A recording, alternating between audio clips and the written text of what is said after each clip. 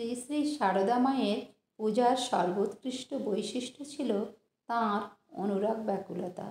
সম্মুখস্থ প্রতিকৃতিতে তিনি শ্রী শ্রী ঠাকুরের আবির্ভাব সাক্ষাৎ প্রত্যক্ষ করতেন এবং সেই জন্য তাঁর সঙ্গে সপ্রেম ব্যবহার করতেন। স্বামী গম্ভীরানন্দের ভাষায়, পূজাকালে মা ফুল হাতে লইয়া ঠাকুরের সম্মুখে ধরিয়া, পরে হাত ঘুরাইয়া ধীরে ধীরে ঠাকুরের মস্তকের উপর লইয়া গিয়া ফুলটির মুখ সামনের দিকে করিয়া ছবির উপরিভাগে স্থাপন করিতেন। দেখিলে মনে হইত এ যেন প্রাচীন নারীগণের শুভ দিনে প্রিয়জনের মস্তকে মাঙ্গলিক ধান দুর্বাদি প্রদানেরই অনুকল্প।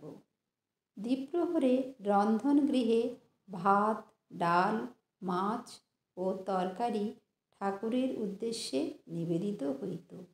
সন্ধ্যার পরে তিনি আবার লুচি, রুটি, তরকারি, দুধ, গুড় ইত্যাদি ঠাকুরকে ভোগ দিতেন।